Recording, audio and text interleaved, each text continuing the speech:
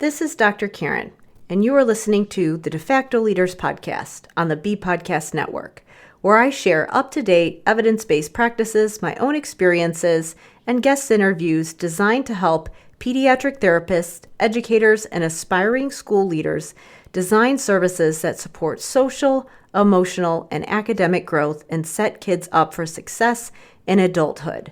Whether you want to learn effective strategies for your therapy session or classroom, be an influential leader on your team, or find creative ways to use your skills to advance in your career, I've got you covered.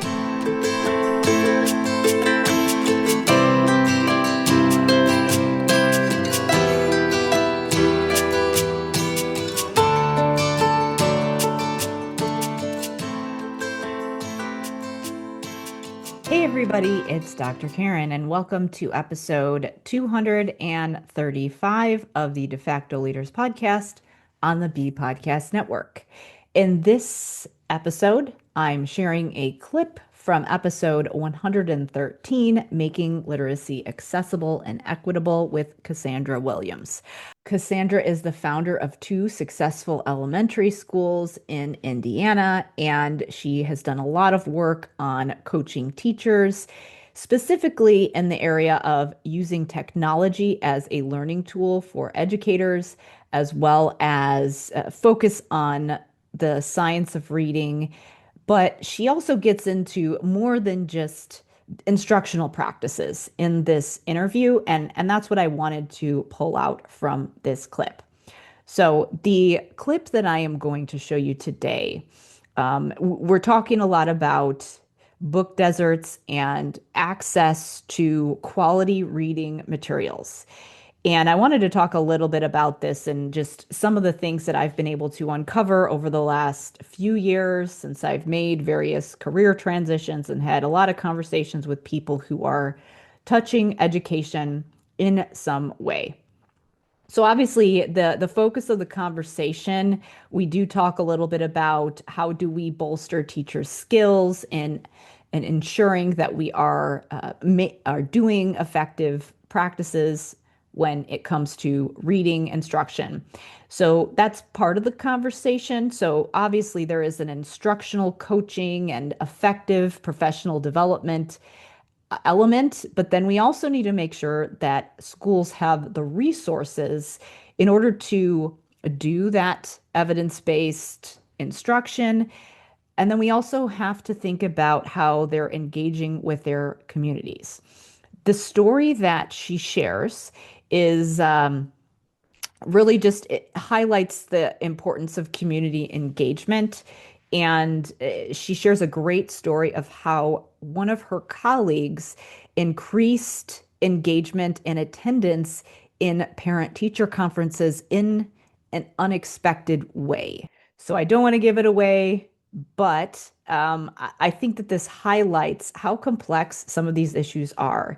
And just the importance of really understanding the school and community that you're working with. And this is something that I personally am always thinking about because I am somebody who's developing universal frameworks that I want to be able to package for districts and professionals so that they have a framework to work off of. If you're somebody who's doing professional development and providing resources, you can't go in with nothing. You have to have some kind of framework to provide schools to, again, ensure that it's research informed and evidence-based, and that you're giving something tangible that they can take away and implement, that they can scale it across grade levels and teams, and again, that you can leave them with something that's going to enable them to build assets and systems so that they can ensure that there's consistency and effective practices happening.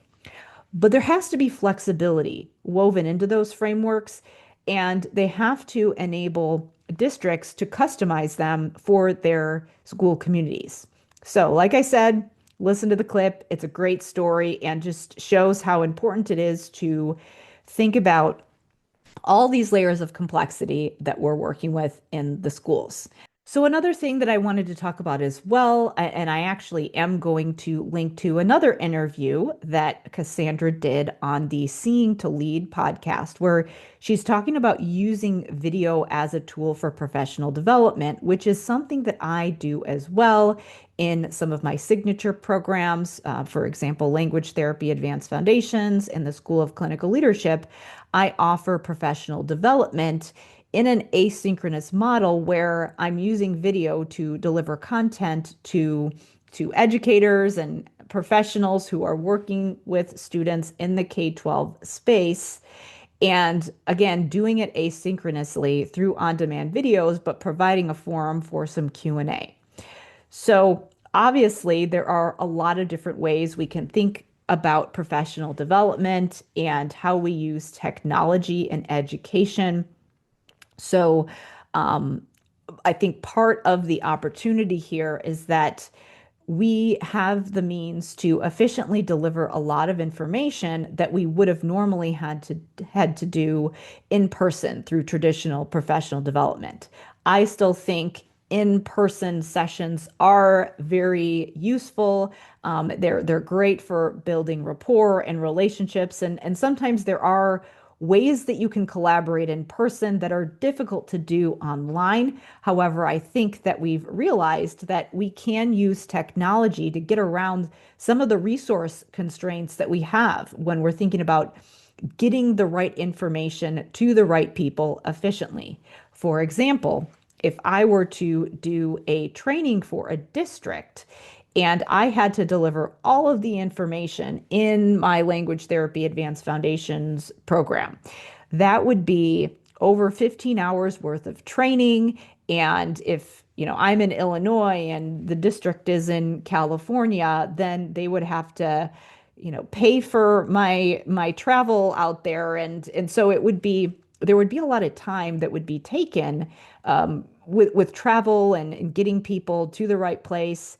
However, if you have a means to deliver some of this information asynchronously, then you can sometimes still take advantage of doing an in-person session. But if you can front load some of that information to the people that you're working with, then sometimes you can use that asynchronous model. And full disclosure, I only have a certain amount of availability and ability to go and do in-person sessions. And I think that everybody right now who's trying to deliver information to schools is dealing with capacity issues and trying to efficiently, deliver this information across the country to a lot of different people at once. So using some of those flexible models, trying to do things in person when we possibly can, but then also when we aren't able to do it, figuring out ways that we can use technology as a learning tool in order to get some of this information into the hands of educators more efficiently, and also so that we can give people things, again, give people learning assets that we can leave them with so that after we do our session, whether it's live, virtual, in person, whatever it is, so that we can leave them with something that they can review. I think that is one of the things that is highlighted in Cassandra's interview with Dr. Jones on the Seeing to Lead podcast, is that we can use video as a tool for educating teachers. And it's something that I emphasize a lot as well, because many times when I deliver information via a live format, people say, oh my gosh, this is so much information that I need to process right now. And I might need to review it later. So I love being able to give people something that they can review as many times as they need. And I have had people ask me for transcripts because they say, "Hey, I've got I've got some auditory processing things that I'm working through myself, and it would be great to have another means of being able to review this." Or maybe they just prefer to be able to look at a written version. So I have started providing transcripts for some of my videos as well.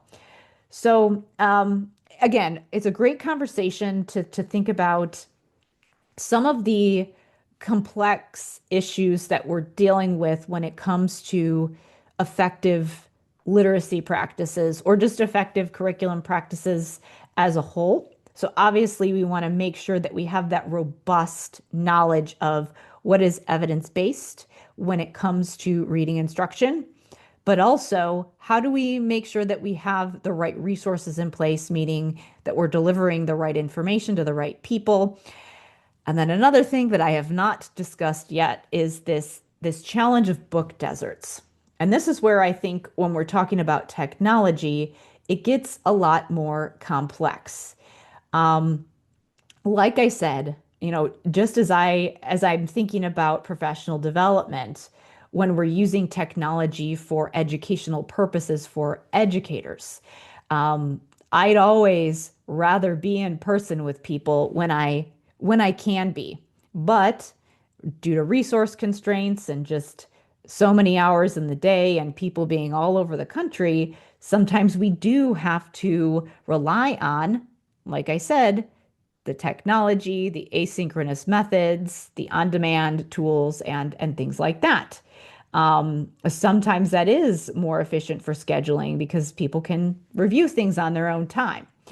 So that's part of it. But the other thing that comes up is not just delivering the knowledge to teachers and thinking about how we interact with parents and those other factors that might interact with how kids are showing up to school and how engaged parents are is just the physical materials that educators have, because that impacts what they're able to do at school. It also impacts what they're able to share with parents. And one of the challenges that Cassandra and I talk about in our interview is libraries being fully stocked with books. Because what happens sometimes is that schools are having challenges with providing the amount of books and just having books in the school. So they have a situation where they don't let kids take books home, which is of course unfortunate because you want the families to be engaging in their child's education and engaging in literacy practices outside of school and all of those things. And if we're having resource constraints and we don't physically have a good inventory of books, it makes it harder for districts to be engaging those families. And it also makes it difficult for just the schools to have what they need during the school day. So how do we get around this? Well, what I have seen is that a lot of the curriculum companies and companies that are really, both in the curriculum and ed tech space see technology as an opportunity to address some of these constraints around access to high quality curriculum. I have had many of my colleagues who work in the ed tech space say that this was primarily their motivator for wanting to get involved in working with some of those companies. Now, there's a challenge with when we're thinking about technology. Now, if we are using technology as a learning tool for teachers and we are giving teachers technology to deliver information to them, maybe provide some scaffolding and systems for them to be able to use in their practice, that's different from giving kids technology because it results in kids having additional screen time. And it also results when we're thinking about reading instruction, it results in kids having a device in front of them or doing something on a device when they probably should be doing something that involves physical manipulation or pen and paper, especially when it comes to being able to work on reading and writing skills and letter formation.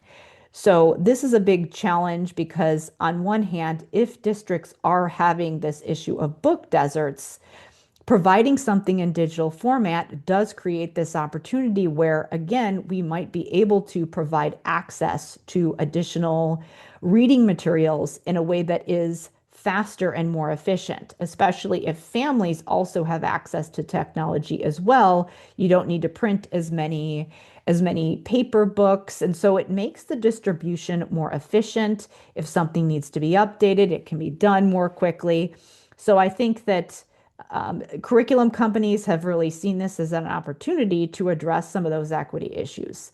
However, the challenge becomes, how do we balance the amount of screen time kids are getting? How do we balance when we have, especially those younger students who we know that they're not ready for that much time on a device. Let's be honest, all of us are probably on our devices too much. And so that's another situation where, just like I'd rather be in person to deliver training, and sometimes I have to use technology because of resource constraints, I think we'd all rather that kids have paper books and that they're using pen and paper or pencil and paper and things that they can physically manipulate as opposed to something digital. But there's this ethical and, philosophical and, evidence-based question of, is it better to provide them something rather than nothing? If that something involves being on a screen that maybe results in some skills being difficult to work on, it being more distracting, and all of those things. I don't have a good answer, but my general recommendation is usually that something is typically better than nothing, but we do have to be mindful about how we use all of these tools. So, just something that I have thought about a lot. Like I said, I think that as I've talked to people in the curriculum and ed tech space, that is the one of the primary pain points that I have heard about, just districts in general when it comes to curriculum. And the thing that people making purchasing decisions for districts are really focusing on is trying to make sure we get that core curriculum into the hands of teachers and the other professionals who are working in the schools. So, this is a good place to transition over to the clip with Cassandra Williams. Again, this is episode 113, and then I'll also link to her interview with Dr. Chris Jones on Seeing to Lead, where she's talking about leveraging technology for professional development. And then, of course, if you're interested in checking out any of my programs, again, they are delivered asynchronously, so you can watch them whenever it's convenient for you. And I do have asynchronous ways you can leave me comments and questions and get your questions answered about any of the course content. There's Language Therapy Advanced Foundations, my program that gives SLPs and other professionals working on language a framework for language therapy. You can learn about that program at drkarenspeech.com/language therapy. And then there's a School of Clinical Leadership, which is my program that helps school leaders, so administrators, related service providers, teachers, to put executive functioning support in place through a combination of building assets and systems that support executive functioning in a direct instruction, front-loading format where you are working directly with students, as well as creating the systems on your team to ensure that staff is embedding this support throughout the day so we get that generalization. To learn more about the School of Clinical Leadership, you can go to drkarendudek-brannan.com/clinical leadership. Now, please enjoy this clip from my conversation with Cassandra Williams.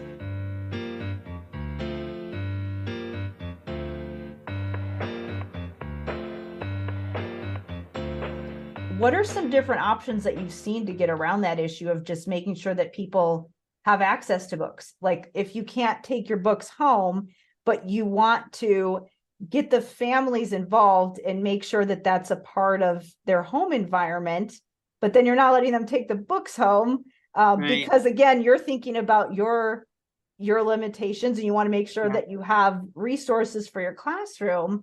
Right. I mean, what do we do about that?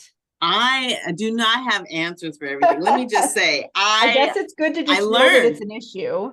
Yeah, it is. And I think I'm a learner too. And I do know that sometimes, when families are involved or when families understand this is an issue, you never know how people come and show up and how they can support. But with that being said, I don't have all the answers. I wish I did. I wish I can wave a magic wand and say, hey, we need to do better, right? But it kind of is what it is, and we do the best we can in our schools and our spaces. Yeah. It's so interesting when you look at these, the philanthropies and things like that, and you wonder, okay, how can I donate my time, my energy, my resources to causes like this, and figure out, I don't know if you watched the show Adam Ruins Everything. Have you ever seen that show? No, oh Okay, no. so it's all myth busting. I think the very first episode that he ever did was the why are diamonds valuable, and like why are engagement rings so expensive, and it was a marketing campaign. It's like they just told us that diamonds were valuable, so we believed it, and now we'll pay more for them. So that's probably the most famous episode, but he had this one about food banks and how people are like, oh, I have these expired canned goods, let me donate them to the food bank. And it's like, why would you be giving that to people, And he looked into what actually is helpful if you want to serve your community. And he said the most helpful thing you can do for the food bank is just donate funds so that they can get what they need, because they know what they need for their community. And I think volunteering time, that might have been something too.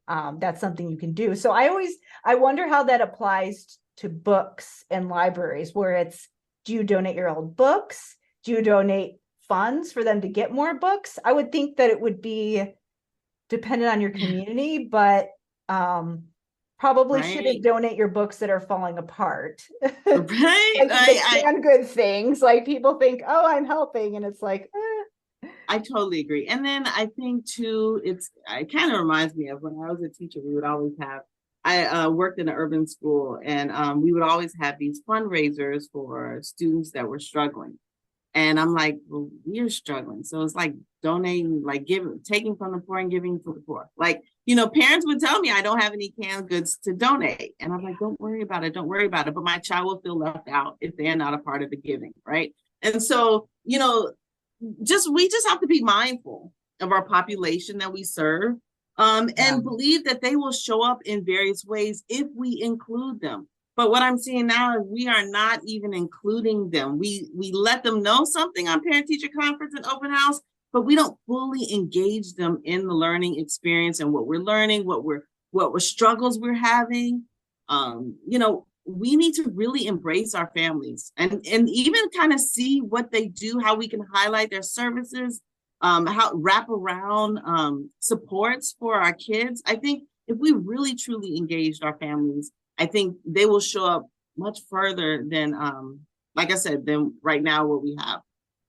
Do you think that people either don't feel welcome or don't know what resources they have available to them? I mean, are those two things that come up? So, right, who are the gatekeepers? Who's the one at the front door? And, I wouldn't feel welcome either if I spoke Spanish, but there's nothing translated on the walls or anything, or the receptionist doesn't speak Spanish, right?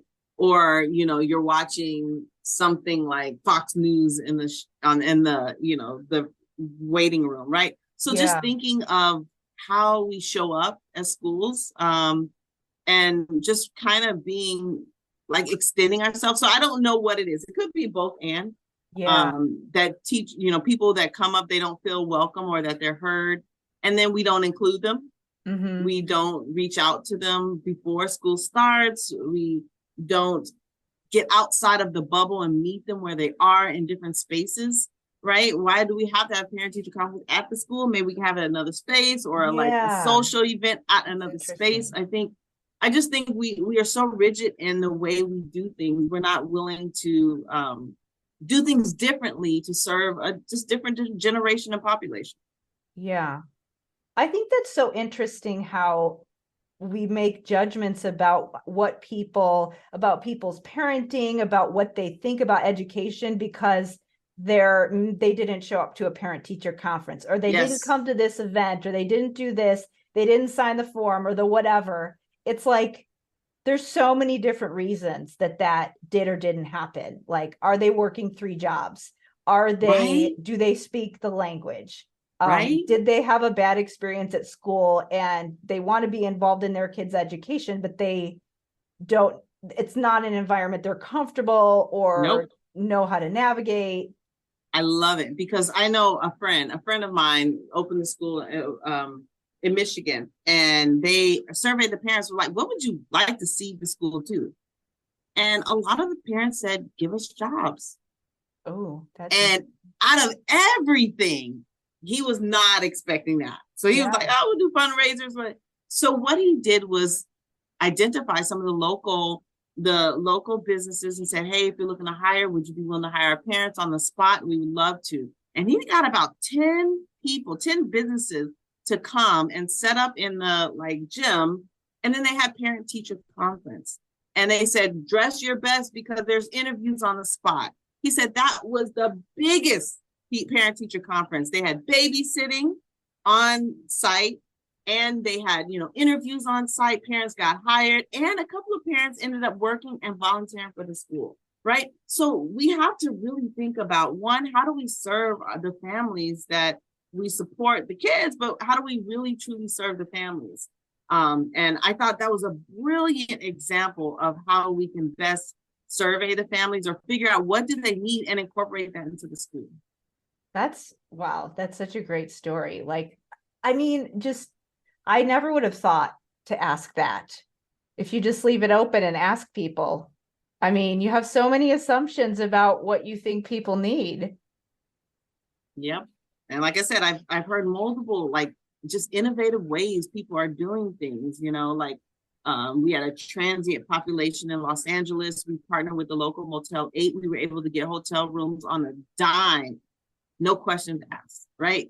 And so just thinking about our partnerships, our connections, and our communities and how we can best help them, because if we help them, they will do so much more for us that, they too want to see their child do well, and they know we love their children.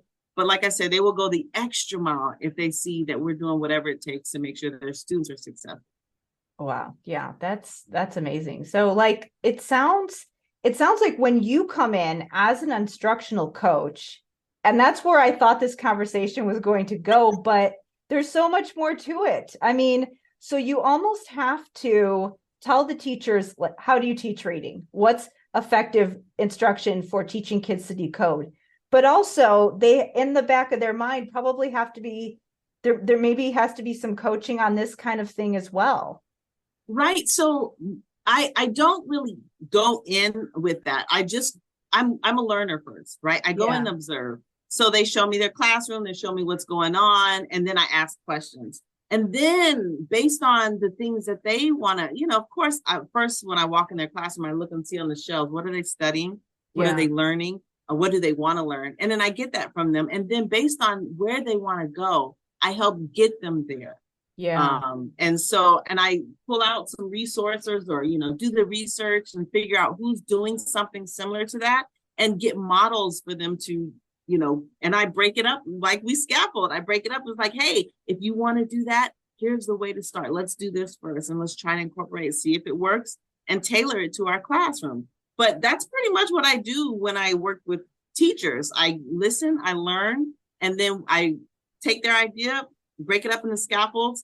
And it's mostly about what they want, but then it's a little about what they need. If I see they need classroom management, I'm like, oh, okay, in order to get there, we have to get this down first. And I just give them baby steps necessary on what they need. And then I basically kind of see what the whole group, what all the teachers are struggling on, and then the professional development at the school site is based on the needs of the school, as opposed to me just going and doing a PD and it not being relevant, Yeah.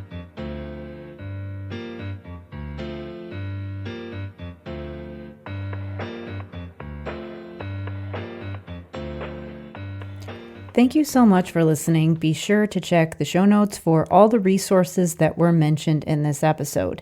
And be sure to check out the School of Clinical Leadership, my program that helps related service providers put executive functioning support in place in collaboration with their school teams using multiple service delivery models. So I show you how to do direct intervention, and I also show you how to coach and train others so that you can ensure students get support across their day. Remember that it helps me so much if you tell your friends and colleagues about De Facto Leaders, and if you follow me and leave me a rating or review wherever you listen to your podcasts, whether you listen on Apple or Spotify or another podcast network. And finally, if you're interested in collaborating with me, if you'd like to invite me to be on your podcast, if you would like to be a guest on De Facto Leaders, or if you have a suggestion for a guest for De Facto Leaders, please email me at talktome@drkarenspeech.com. As always, thank you so much for listening, and I will see you next time.